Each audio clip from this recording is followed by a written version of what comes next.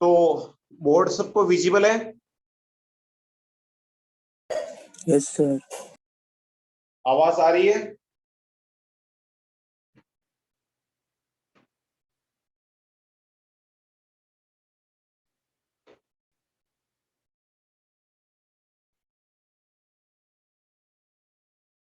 अभी तक कनेक्ट नहीं हुए, जल्दी कनेक्ट हो जाओ, 1 मिनट और वेट कर लेते हैं।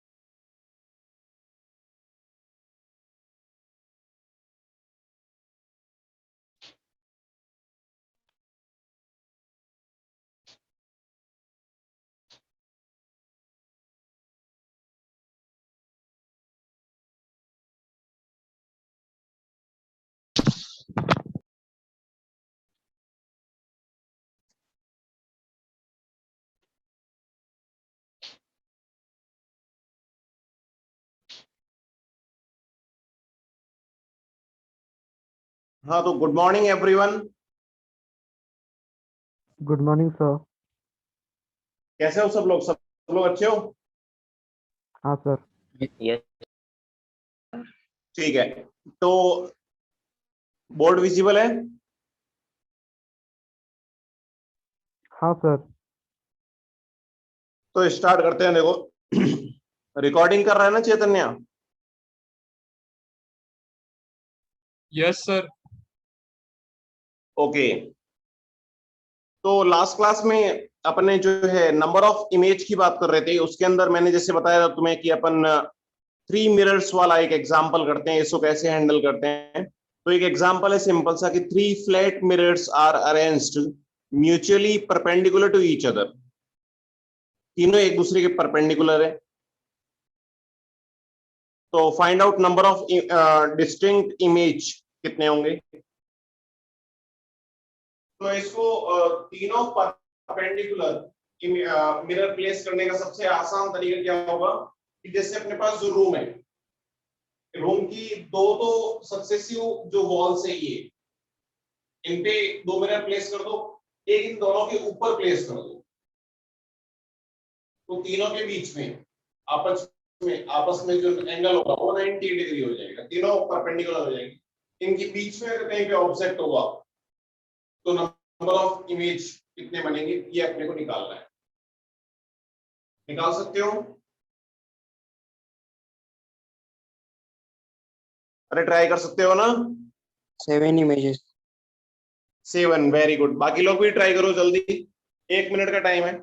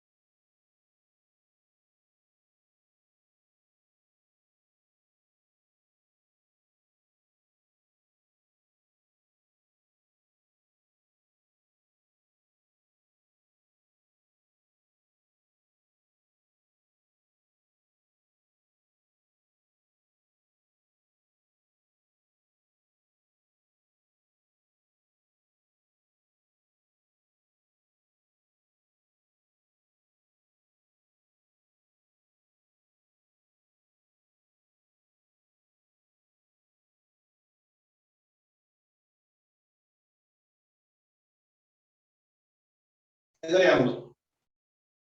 तो अपने को थ्री मिरर को कभी भी थ्री मिरर क्वेश्चन करना है तो पहले उसको टू मिरर के टाइप से सॉल्व करो, फिर थर्ड वाले मिरर के बारे में सोचो।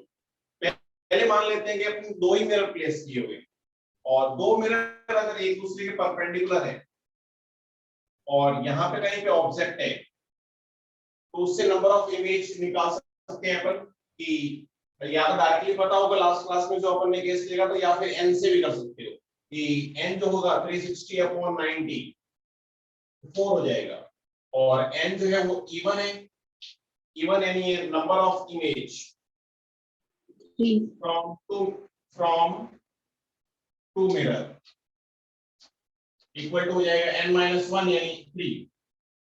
तो क्या दो परपेंडिकुलर अगर मिरर होंगे तो उनसे क्या टोटल 3 इमेज बनेगी? Yes. एक तो यहाँ पे बनेगी I1, एक यहाँ पे बनेगी I2, एक यहाँ पे बनेगी I3। लास्ट क्लास में देखा था अपन ने।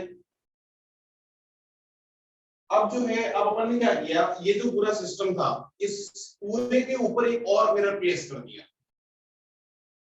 तुम खुद लॉजिकली सोचो, अगर इस पूरे के ऊपर एक मैं मिरर और प्लेस कर दूंगा तो इस मिरर के नीचे जो भी ऑब्जेक्ट्स होंगे जो भी चीजें होंगी उन सबका इमेज बनाएगा ये। तो मेरे को सोच के बताओ थर्ड मिरर के लिए टोटल ऑब्जेक्ट कितने हैं? 3. थर्ड मिरर के लिए 4 objects. 4। 3 तो जो है वो इन दोनों मिरर की इमेज है और एक ऑब्जेक्ट खुद है, तो थर्ड मिरर इन चारों का इमेज बनाएगा। तो मैं ऐसे लिख सकता हूं third mirror will form image of I1, I2, I3 and object। इन तीनों का जो है वो इमेज बनाएगा। तो टोटल नंबर ऑफ इमेज हो गया 4 + 3 यानी 7। यानी इन तीनों मिरर से मिला के टोटल 7 इमेज बनेंगे। क्या ये बात समझ में आ रही है सबको? Yes, sir. इसमें कोई डाउट नहीं किसी को?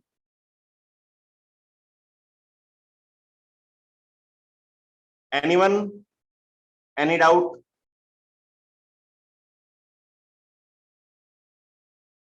No doubt, right? No, sir. ठीक है, तो ये अपना जो प्लेन मिरर से इमेज वाला पार्ट था रिफ्लेक्शन के अंदर वो कंप्लीट हो गया। नेक्स्ट जो है अपन रिफ्लेक्शन फ्रॉम कर्व्ड सरफेसेस उसके बारे में पढ़ेंगे, या स्फेरिकल मिरर जो होगा उसके बारे में पढ़ेंगे अपन। ठीक है, तो नेक्स्ट है इसको मैं रफ कर रहा हूं।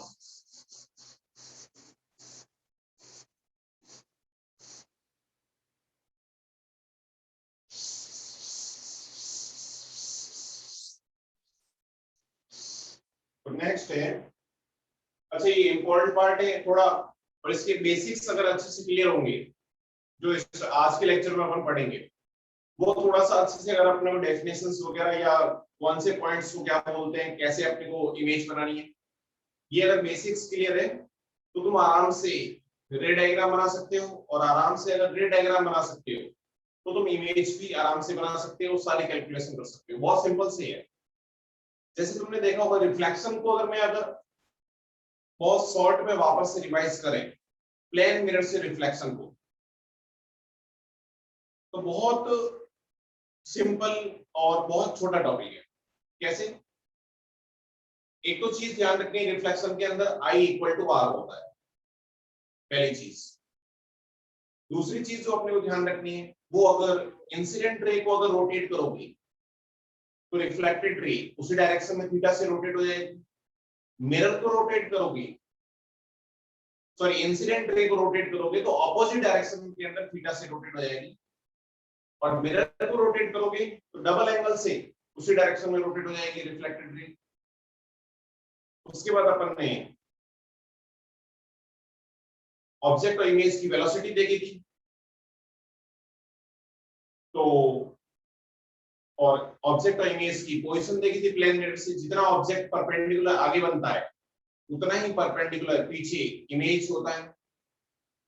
और इमेज रियल ऑब्जेक्ट का तो वर्चुअल होगा, वर्चुअल ऑब्जेक्ट का रियल होगा, सेम साइज का बनेगा और लेटरली इन्वर्टेड बनेगा, यानी लेफ्ट वाला पार्ट राइट में बनेगा, राइट वाला पार्ट लेफ्ट में बनेगा।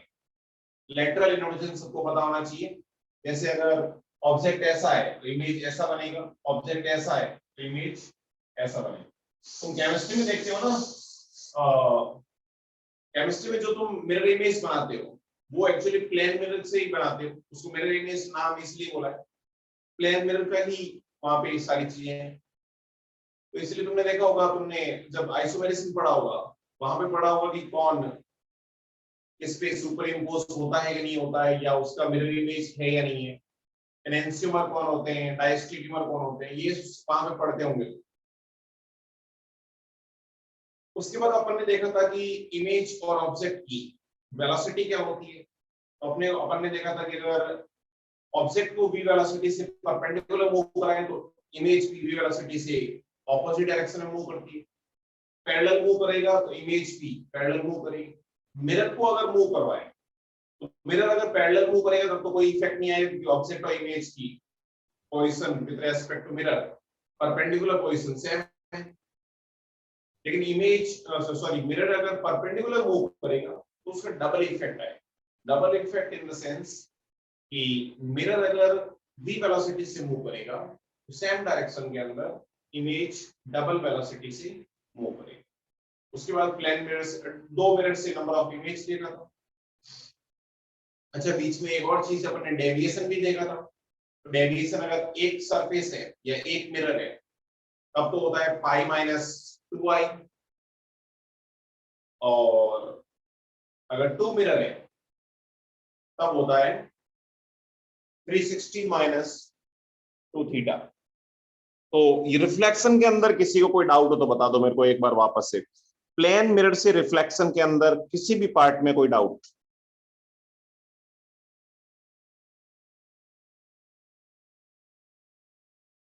No doubt, right?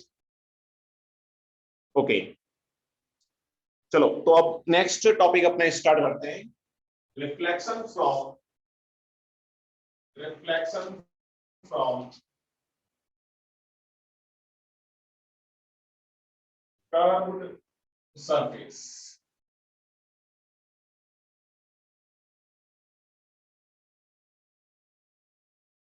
Reflection from curved surface या स्फेरिकल सरफेस। कर्व्ड सरफेस का मतलब यहाँ पे जिस पार्ट से रिफ्लेक्शन हो रहा है वो पार्ट अब फ्लैट नहीं है, वो पार्ट किसी कर्व शेप का है, या स्फेरिकल का, स्फेयर का कुछ पीस अपने कट कर दिया, यानी जो रिफ्लेक्टिंग सरफेस है वो कर्व्ड टाइप की है, यानी कर्व्ड रिफ्लेक्टिंग सरफेस।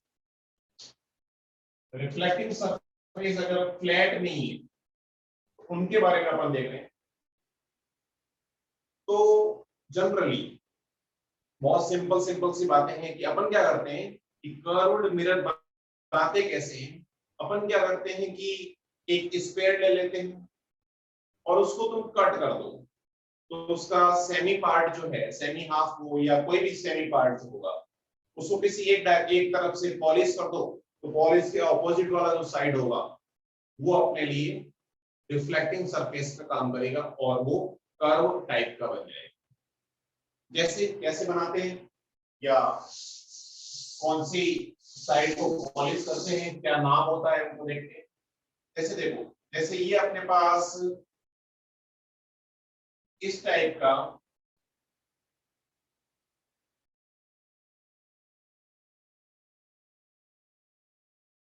ये कोई स्क्वायर है, लेट्स से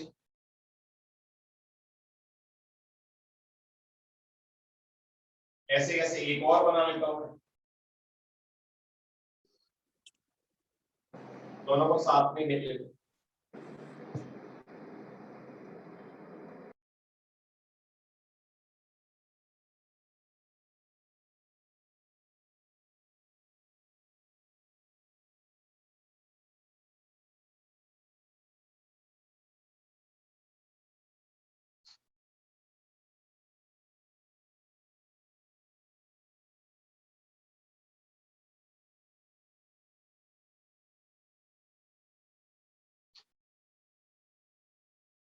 तो ये अपने पास दो स्फीयर हो गए।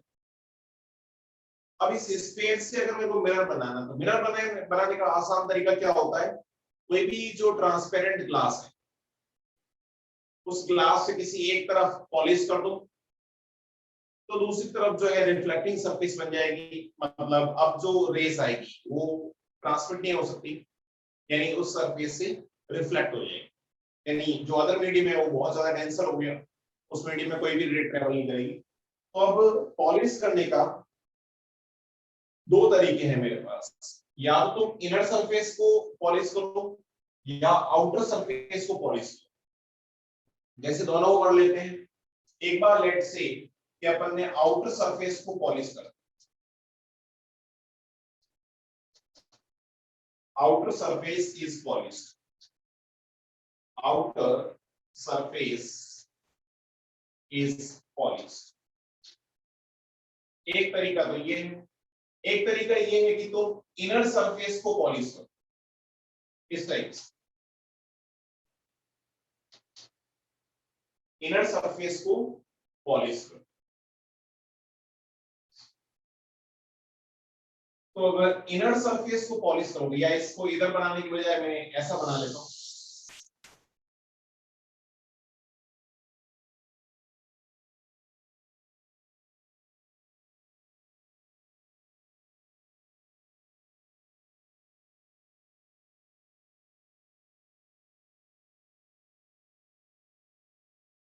अपन ने क्या किया, इसके इनर सरफेस को पॉलिश कर, inner surface is polished.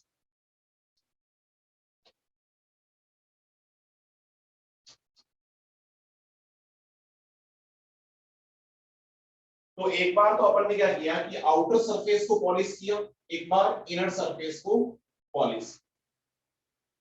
Generally अपन पूरा स्फीयर यूज नहीं करते हैं, अपन इस स्फीयर को कट कर लेते हैं, जैसा कि तुम्हें दिख रहा है मैं डॉट से बता रहा हूं, मतलब वहां पे स्फीयर नहीं है।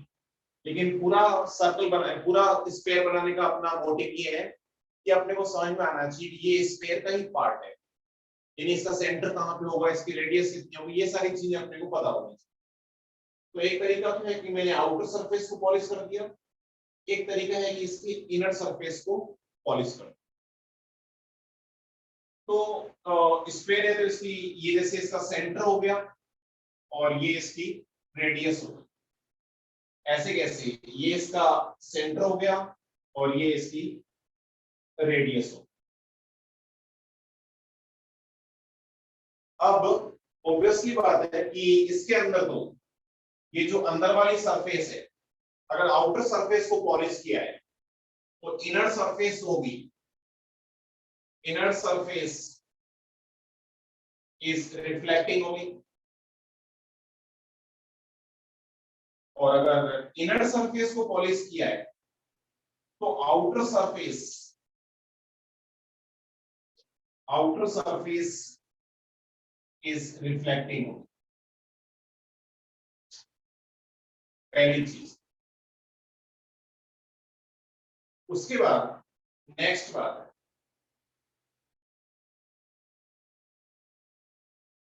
नेक्स्ट है अपने पास कि अब है ना, अपने को इनके नेमिंग कैसे करते हैं, इनका नाम क्या होता है पहले ये समझते हैं। तो तुम खुद लॉजिकली सोचो। अच्छा, एक नाम तो कॉनकेव या कॉन्वेक्स नाम, ये जो कन्वेंशनल नेमिंग है ये तो सबको पता होगी आई थिंक। बताओ इसका नाम क्या होता है? कॉनकेव। कॉनकेव और कन्वर्जिंग मिरर। हाँ, वो तो कन्वर्जिंग या डाइवर्जिंग होगी, उसको तो अपन बाद में देख लेंगे। लेकिन अभी बताओ कॉनकेव और कॉन्वेक्स किसको बोलते हैं, ये पता है क्या सबको? यस। ध्यान रखना, जिसके अंदर आउटर सरफेस पे पॉलिश करते हैं उसको अपन बोलते हैं कॉनकेव मिरर, इसको बोलते हैं कॉनकेव मिरर। जिसमें इनर सरफेस को पॉलिश करते हैं उसको बोलते हैं कॉन्वेक्स मिरर। ये नेमिंग जो है शेप के बेसिस पे, लेंस के अंदर भी ऐसी चलेगी, कॉन्वेक्स और कॉनकेव, आपका भी ध्यान रखना है। अब इसको है ना बहुत सारे लोग कंफ्यूज हो जाते हैं तो इसको याद रखने का तरीका सिंपल है।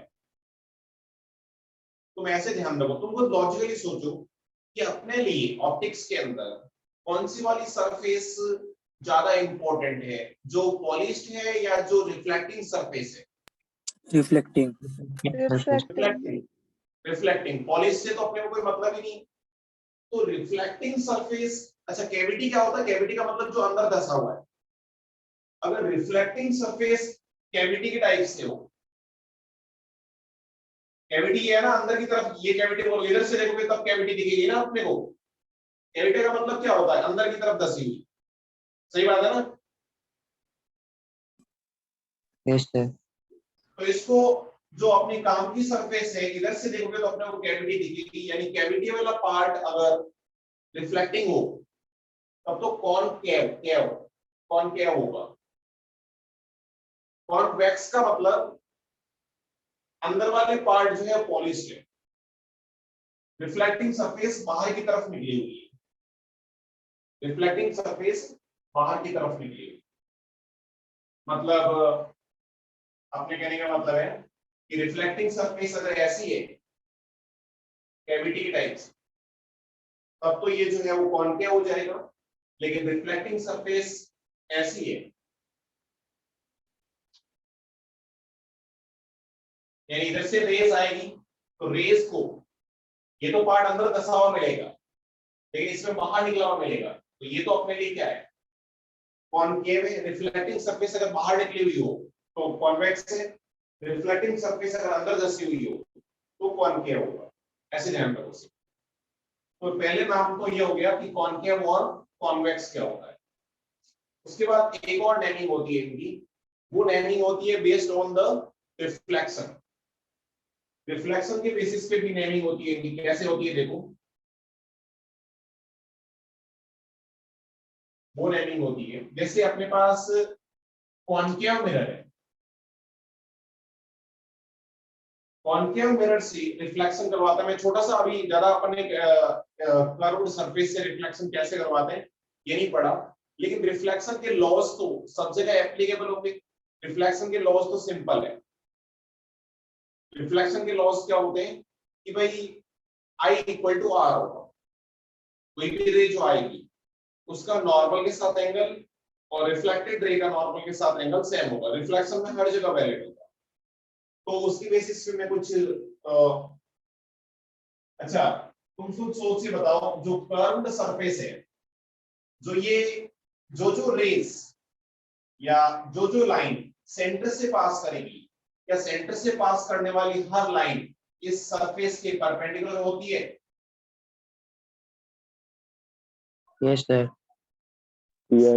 बस ये भी ध्यान रखना है इस पूरे चैप्टर के अंदर, सेंटर से जो लाइन पास करेगी वो हमेशा इस कर्वेचर के परपेंडिकुलर आएगी। यानी तुम्हें अगर कॉनकेव और कॉन्वेक्स मिरर के अंदर कभी भी नॉर्मल बनाना है तो नॉर्मल बनाने का सबसे आसान तरीका कि उस कर्वेचर से ऐसी लाइन पास करवाओ जो सेंटर से पास कर रही है। क्या ये बात समझ में आ रही है सबको? Yes, sir. तो मैंने इससे मैं कुछ रेस, जैसे मैंने सबसे पहले से ये सेंटर है, सपोज सेंटर से ये लाइन मैंने पास करवा दी। तो बताओ इस रे के लिए, जो ये रे है, इस रे के लिए आई कितना है? 0. 0। ये तो नॉर्मल ही है ना यार, भाई सेंटर से पास कर रही है इसका मतलब नॉर्मल ही है। तो आई अगर 0 है तो आर भी 0 होगा, मतलब ये रेस वापस आ जाएगी। Yes, sir.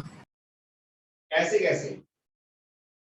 मैं जो है एक और रे यहाँ पे पास करवाता हूँ, एक रे यहाँ से पास करवाता हूँ, तो दोनों का नॉर्मल बना लेता हूँ। देखो ये सेंटर है तो सेंटर से ये नॉर्मल बन गया, ये सेंटर है तो ये सेंटर से ये नॉर्मल बन गया।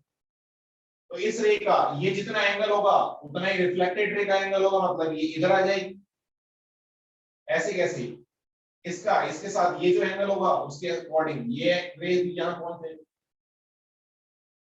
तो क्या मैं ऐसे बोल सकता हूं कि जो कॉनकेव मिरर होता है, कॉनकेव मिरर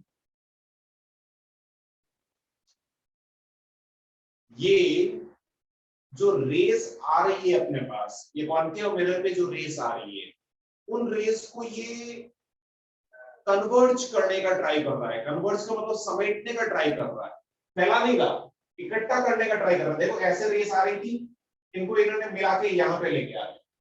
क्या ये कन्वर्ज कर रहा है? Yes, sir.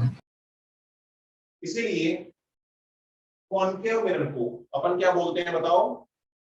Converging mirror. Converging mirror.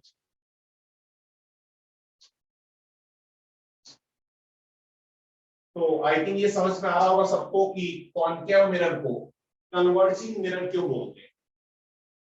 क्या ये सबको समझ में आ रहा है या मेरे को अकेले को ही समझ में आ रहा है? समझे सर। ठीक है। ऐसे कैसे जो अपने पास कॉन्वेक्स मिरर है, जैसे ये कॉन्वेक्स मिरर हो गया, तो कॉन्वेक्स मिरर का सेंटर जैसे यहाँ पे है, तो नॉर्थ जैसे ये रेस अगर यहाँ पे आएगी तो ये रेस तो सेंटर से पास कर रही है, मतलब आगे बढ़ाओगे तो सेंटर से पास करेगी, तो इसका यही नॉर्मल होगा, तो ये रे वापस आ जाएगी। ऐसे कैसे यहाँ पे अगर कोई रे आएगी तो इसका सेंटर सपोज यहाँ पे है तो परपेंडिकुलर कुछ इस टाइप का होगा। ऐसे यहाँ पे अगर कोई रे आएगी तो इसका परपेंडिकुलर कुछ ऐसा होगा। ये सरफेस के परपेंडिकुलर है, तो रेस का परपेंडिकुलर के साथ जितना एंगल होगा उतने ही एंगल पे रिफ्लेक्ट हो जाएगी, मतलब ये इधर चली जाएगी।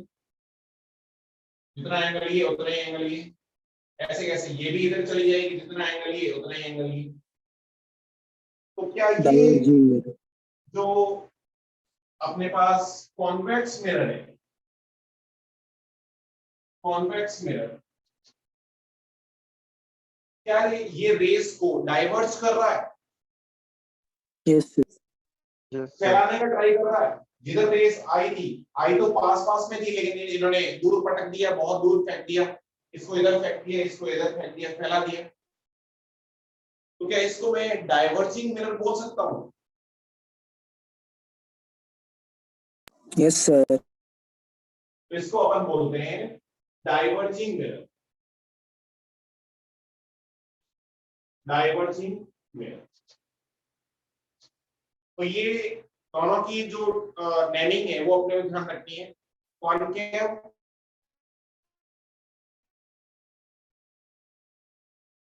मतलब कन्वर्जिंग, कॉन्वेक्स, और नॉर्मल बनाना है तो सेंटर से पास करने वाली कोई लाइन बना दो।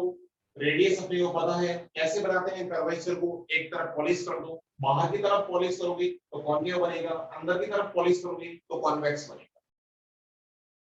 तो क्या इस पोर्शन में कोई डाउट, यहां तक जितना अपन ने पढ़ा इसके अंदर कोई डाउट, बेसिक बेसिक सी बातों में?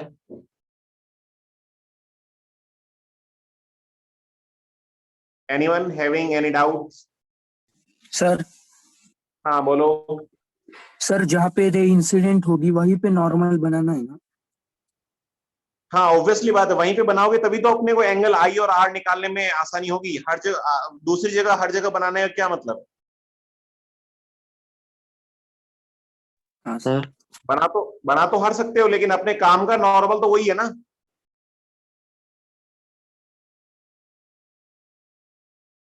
अरे बोलो। Yes sir. ठीक है। अब अपन है ना आगे बढ़ने से पहले ये जो अपने पास कॉन्केव और कॉन्वेक्स मिरर है, इनके कुछ स्टैंडर्ड डेफिनेशंस देख लेते हैं।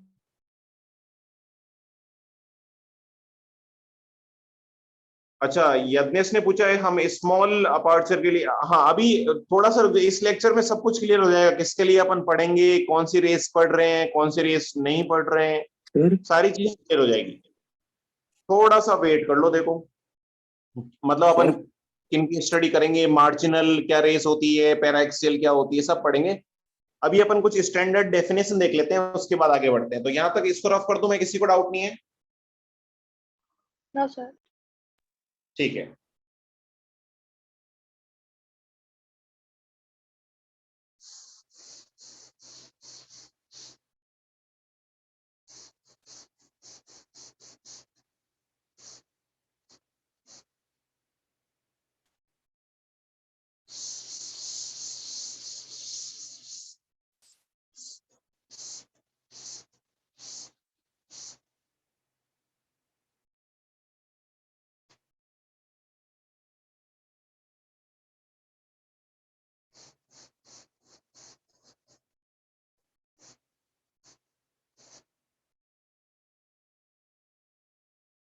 तो नेक्स्ट कुछ डेफिनेशन की बात करते हैं। सबसे पहले है जैसे अपने पास चाहे कॉनकेव मिरर हो चाहे कॉन्वेक्स मिरर हो,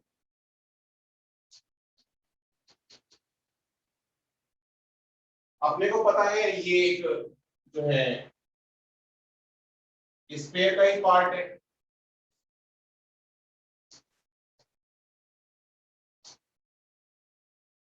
तो सबसे पहले जितना अपने पास मिरर वाला कर्वेचर है, जितने पार्ट को कट करके अपन ने मिरर बनाया है, जितने पार्ट को कट करके अपन ने मिरर बनाया है, उस मिरर के एग्जैक्ट मिड पॉइंट से पास करती हुई लाइन और सेंटर से पास करती हुई एक लाइन बनाते हैं। यानी ये जैसे सपोज सेंटर है और ये ऐसा अगर मिरर है तो उसका जो मिड पॉइंट है ओनली फॉर मिरर का मिड पॉइंट, तो उससे अगर पास करती हुई एक लाइन बनाऊं मैं, सपोज ये मिड पॉइंट ये है दोनों का, ये सेंटर हो गया इसका, ये सेंटर और ये तो है मिरर का मिड पॉइंट। तो ये जो तुमने लाइन बनाई है, प्रिंसिपल एक्सिस, लाइन को अपन बोलते हैं, क्या हुआ, कुछ डाउट है क्या? Principal axis, principal axis, very good. इस लाइन को अपन प्रिंसिपल एक्सिस बोलते हैं, प्रिंसिपल एक्सिस। हमेशा सारे कैलकुलेशन इस एक्सिस के अबाउट ही करेंगे। ये अपने लिए ऐसे समझ लो एक्स एक्सिस के टाइप से काम करेगा। प्रिंसिपल एक्सिस का मतलब जो मिरर है उसको अपन ने दो पार्ट में डिवाइड कर दिया, उसके मिड पॉइंट से और सेंटर से पास करने वाली एक हॉरिजॉन्टल लाइन बना दी अपन ने। इस एक्सिस को अपन बोलेंगे principal axis. One by one definition लिख लेते हैं, पहले समझ लेंगे अपन। ये है प्रिंसिपल एक्सिस। अब ये प्रिंसिपल एक्सिस इस मिरर को जहां पे कट करेगी या फिर इस मिरर का जो मिड पॉइंट होगा उसको अपन बोलते हैं पोल। इसको अपन लिखते हैं पीछे। ये क्या है? पोल। तो इसका पोल यहां पे हो गया और इसका पोल यहां पे हो गया। तो पोल क्या है? पोल का मतलब जो प्रिंसिपल एक्सिस जिस पॉइंट पे मिरर को कट करेगी उसको अपन पोल बोलेंगे। और रेडियस ऑफ कर्वेचर तो अपने को पता ही है क्या होती है। रेडियस ऑफ कर्वेचर तो सबको पता ही है।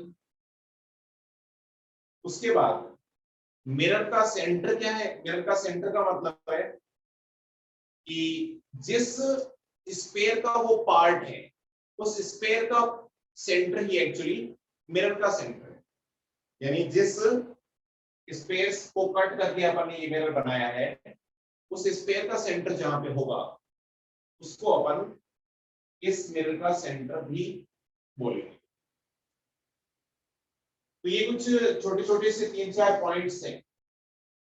इन 3-4 पॉइंट्स को अपन समझ लेते हैं। उसके बाद एक और पॉइंट होता है फोकस। फोकस की डेफिनेशन थोड़ी सी अपन अलग से देखेंगे। फोकस क्या होता है इसको समझेंगे अपन।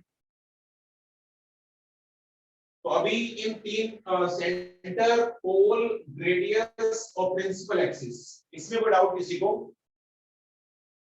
नो सर, सेंटर क्या होता है, प्रिंसिपल एक्सिस क्या होता है, पोल क्या होता है, इसके बारे में किसी को कोई डाउट? सर। हाँ बोलो। सर जो इंसिडेंट रेस प्रिंसिपल एक्सिस के पैरेलल होती है वो जहां पर कन्वर्ज होती है उसको फोकस बोलते हैं ना? हाँ हाँ हाँ, लेकिन अभी पढ़ेंगे, थोड़ा सा रुक तो जाओ यार तुम।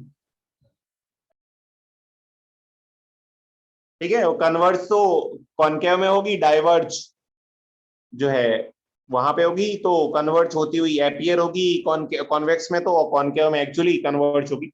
तो ये अपन पढ़ेंगे, लेकिन अभी इन तीनों जो अपन ने पढ़ा है इन चारों पॉइंट्स में कोई डाउट किसी को? नहीं सर। No sir. ठीक है, तो वन बाय वन अपन सबकी डेफिनेशन लिख लेते हैं। तो सबसे पहले डेफिनेशन है प्रिंसिपल एक्सिस। प्रिंसिपल एक्सिस क्या है? प्रिंसिपल एक्सिस हो जाएगी straight line, straight line joining, straight line joining center and pole, center and pole of the mirror.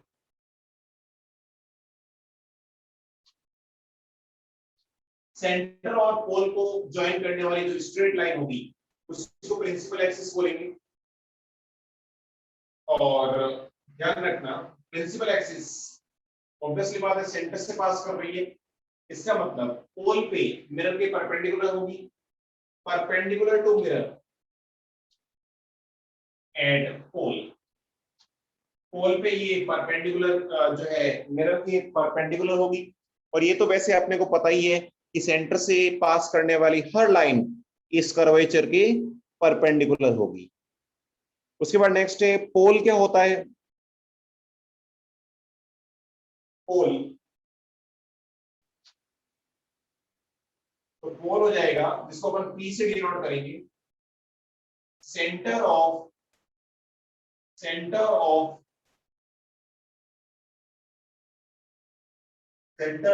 Mirror, centre of curvature, centre of mirror, centre of reflecting mirror, reflecting surface बोल देता हूं, reflecting surface. Reflecting surface का जो centre होगा, जैसे ये reflecting surface है इतनी, इसका जो सेंटर होगा उसी को अपन पोल बोलेंगे।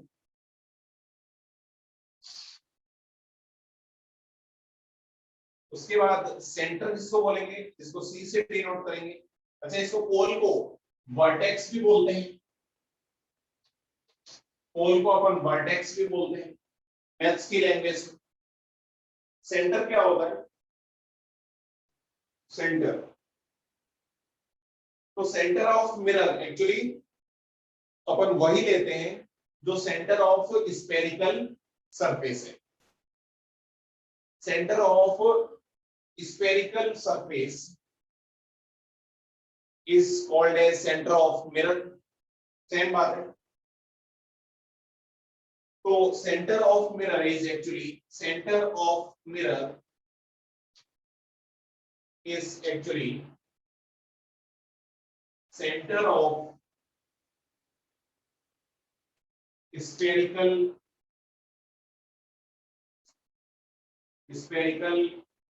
सरफेस। इस स्फेरिकल सरफेस का जो सेंटर होगा वही एक्चुअली मिरर का सेंटर है। सेंटर कोई अलग से डिफाइन नहीं होता। रेडियस क्या होगी? इस कर्वेचर का जो रेडियस है वही मिरर की रेडियस है। सारे पॉइंट्स इसी टाइप से डिफाइन होते हैं। उसके बाद ये तो चलो बेसिक सी बातें हैं। नेक्स्ट जो सबसे इंपॉर्टेंट है वो है फोकस क्या होता है। तो ये इन तीनों डेफिनेशन में कोई डाउट नहीं हो तो अपन फोकस की तरफ बढ़ते हैं। देखो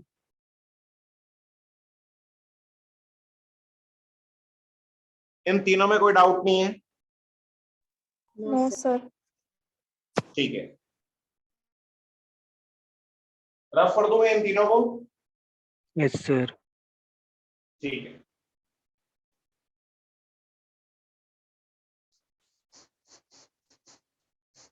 नेक्स्ट है, ये इंपॉर्टेंट है। फोकस की अपन बहुत सारी बातें करेंगे इसलिए इसको थोड़ा ढंग से देखना। फोकस क्या होता है इसके बारे में देखते हैं।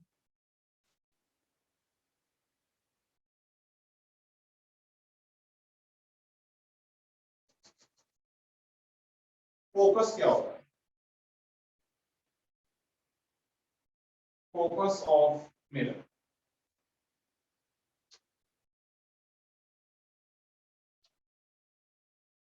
तो फोकस पता करने के लिए अपन क्या करते हैं, कि मिरर पे चाहे वो कॉन्केव मिरर है चाहे कॉन्वेक्स मिरर है, फोकस इसी टाइप से डिफाइन होता है।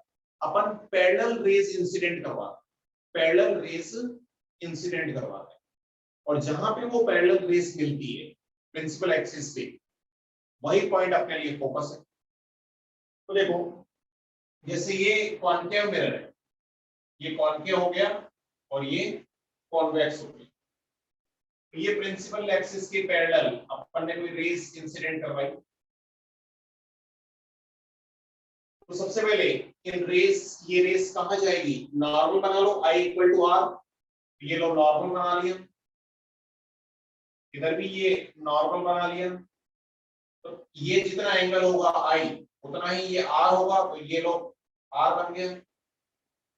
ये जितना एंगल होगा इंसिडेंट नॉर्मल के साथ I उतना ही R होगा, मतलब ये भी यहाँ हो गई, ये R हो गया। तो ये जो रेस यहाँ पे मिल रही है यही अपने लिए फोकस है। तो फोकस क्या हो गया, point at principal axis, point at principal axis where rays parallel to principal axis actually meet, वो आपस में जहां पे मिलती है वो कॉन्केव के लिए फोकस का काम करेगा, उस पॉइंट को अपन फोकस बोलेंगे। अब इस मिरर के अंदर बात कर रहे हैं कॉन्वेक्स के अंदर, तो कॉन्वेक्स के अंदर जैसे अगर कोई रेस अगर पैरेलल इंसिडेंट हो रही है तो नॉर्मल बना लेता हूं मैं, ये सेंटर से, सेंटर थोड़ा नजदीक बना लेता हूं, तो ये जैसे नॉर्मल बना लिया, तो नॉर्मल के साथ जितना इंसिडेंट एंगल होगा उतना ही रिफ्लेक्टेड एंगल होगा, यानी ये R हो गया, ये भी रिफ्लेक्टेड एंगल उतना ही, यानी ये भी R हो गया। तो ये रेस एक्चुअली, तो अब तुमको सोचो एक रे तो इधर जा रही है, ये थोड़ी सी एक्चुअली अपन ने ज्यादा बना ली, ठीक है रहने देते हैं।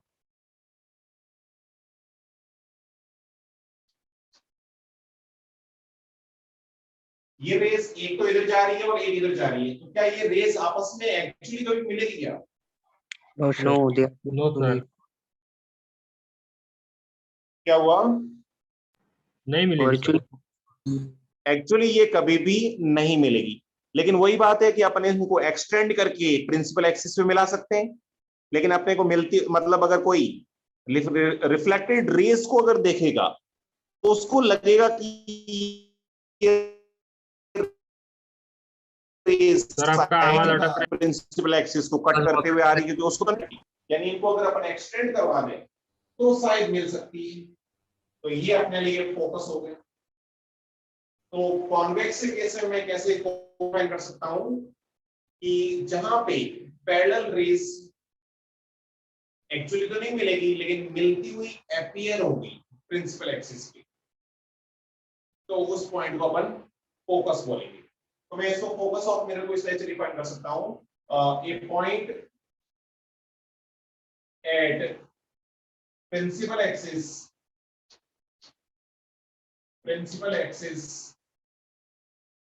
where पैरेलल रेस, अच्छा अपन पैरेलल रेस का बात कर रहे हैं, इसका मतलब डेफिनेटली प्रिंसिपल एक्सिस की पैरेलल की बात कर रहे हैं, where पैरेलल रेस, पैरेलल का मतलब to principal axis, parallel race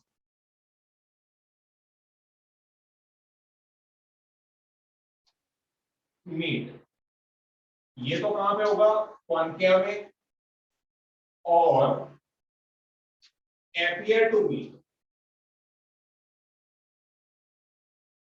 ये होगा कॉन्वेक्स, यानी या तो एक्चुअली मिलती है या मिलती हुई appear होती है, या तो एक्चुअली मिलती है या मिलती हुई appear होती है। तो ये बातें हो गई। तो फोकस में कोई डाउट है क्या, फोकस क्या होता है? अरे बोलो। फोकस कभी भी पता करना है कॉन्वेक्स या कॉन्केव के अंदर, सिंपल है, पैरेलल रेस को इंसिडेंट करवाओ जहां पे वो मिल रही है, वही फोकस प्रिंसिपल एक्सिस पे। सर क्या ये बात समझ में आ रही है सबको? फोकस में कोई डाउट नहीं है? सर हाँ बोलो। सर अगर हम कॉन्केव मिरर पे पैरेलल रेस भेजें तो वो पोल से भी पास कर सकती है ना? कौन से वाले मिरर की बात कर रहे हो? कॉन्केव मिरर कॉनकेव मिरर में हाँ पैरेलल रेज पोल से भी पास हो सकती है ना? पोल पे पास कर सकती है मतलब? तो मतलब वो फोकस फोकस पे जाने के बजाय पोल पोल की तरफ जा सकती है। पोल की तरफ कैसे जाएगी तुम बताओ? अ, सर अगर हम एंगल ऑफ इंसिडेंस और रिफ्लेक्शन अगर इक्वल है और एंगल ऑफ इंसिडेंस को हम 60 डिग्रीज कर दे तो वो पोल से एंगल पास ऑफ करेगी। इंसिडेंस को 60 डिग्री मानते हैं। समझा नहीं मैं यार, तो थोड़ा जोर से बोलो। देखो एंगल ऑफ इंसिडेंस को क्या कर रहे हैं? सर उसको 60 डिग्री अज्यूम करना है। 60 डिग्री एज्यूम कर दें? हाँ अच्छा ठीक है। तो फिर ज्योमेट्री से फिर आंसर आ जाता है, वो पोल से ही पास करेगा। हाँ तो कर जाएगा तो फिर वो पोल पोल पे ही फोकस मान लेंगे। लेकिन अपन आगे पढ़ेंगे कि एक्चुअली अपन जो है, लॉ है ना सर रिफ्लेक्शन का, हाँ कि बोलो। पैरेलल इंसिडेंट रे हमेशा फोकस से ही पास करेगी और F इक्वल्स टू R/2 होता है। अरे सुनो तो सही। ये जो मैं उस वही आंसर कर रहा हूँ, सुनो सुन लो पहले, आराम से सुन। है ना कि ऐसा करना तुम कि अभी चलो अपन ये, इसको मैं रफ करके मैं डायग्राम बनाता हूँ। इंसिडेंट एंगल को जो प्रिंसिपल एक्सिस के पैरेलल जो रेस आएगी, और उस कर्वेचर पे अगर कोई रेस प्रिंसिपल एक्सिस के पैरेलल आ रही है कोई मिरर के पार्ट के लिए, तो वो रे जो है फोकस जो है पे मिलेगी। और फोकस तुम बोल रहे हो कि पोल पे ही आ जाए, मतलब वो पोल से ही पास कर जाए। हाँ सर। ऐसा पॉसिबल नहीं है। ऐसा पॉसिबल कैसे नहीं है मैं अभी तुम्हें समझाता हूं। या फिर अगर तुम 10-15 मिनट का वेट करो तो अपन अभी एक फॉर्मूला डेराइव करेंगे, उससे और ज्यादा क्लियर हो जाएगा। मैं डायग्राम से भी समझा दूंगा और फॉर्मूले से और ज्यादा क्लियर हो जाएगा अपन डेरिवेशन करेंगे तो। अभी अपन डेफिनेशन देख रहे हैं अपन, बाकी धीरे धीरे डाउट्स क्लियर हो जाएंगे। अभी इस डाउट को बचा के रखो, मैं अभी क्लियर कर देता हूं तुम्हारे, ठीक है? हाँ सर। ठीक है। अच्छा, फोकस के डेफिनेशन में तो कोई डाउट नहीं है? नो। ठीक है। अच्छा, उसके बाद नेक्स्ट है अपन एक और टर्म डिफाइन करते हैं यहाँ पे, फोकल लेंथ। फोकल लेंथ का मतलब है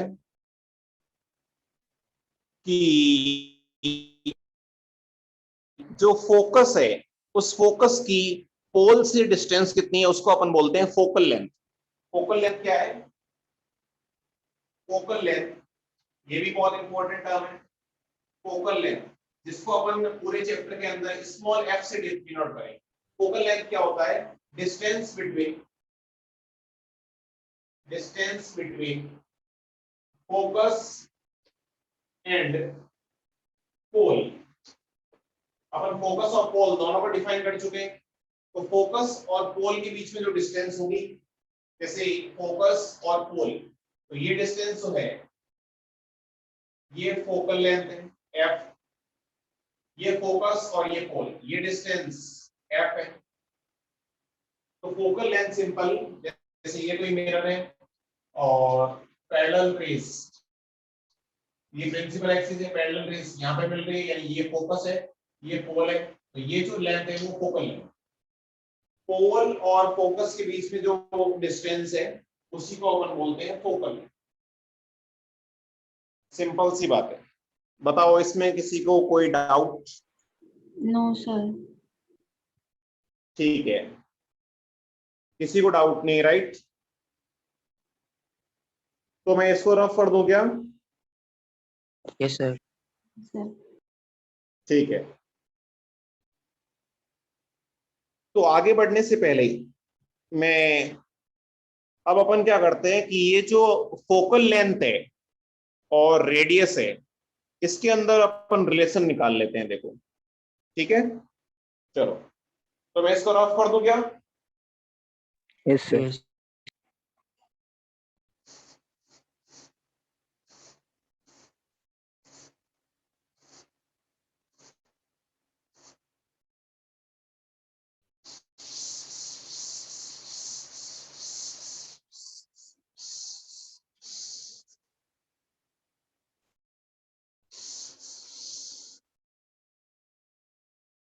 ये है अपने पास रिलेशन बिटवीन स्मॉल एफ यानी ये क्या है, focal length and radius capital R, F and are,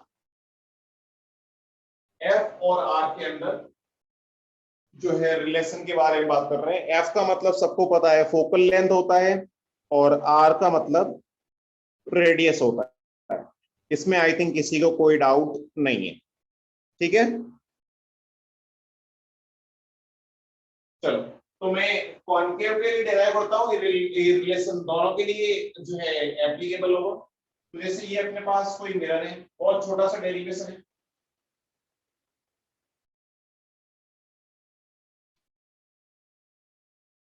ये अपनी प्रिंसिपल एक्सिस हो गई, ये इस कर्वेचर का लेट से कि सेंटर हो गया, और ये अपन ने कोई पैरेलल रेज इंसिडेंट करवाई है, और पैरेलल रेज इस पॉइंट पे मैं नॉर्मल बना लेता हूं, ये लो इस कर्वेचर के नॉर्मल हो गया। तो ये एंगल जो है, ये एंगल ऑफ इंसिडेंस आई हो गया, जितना एंगल ऑफ इंसिडेंस होगा उतना ही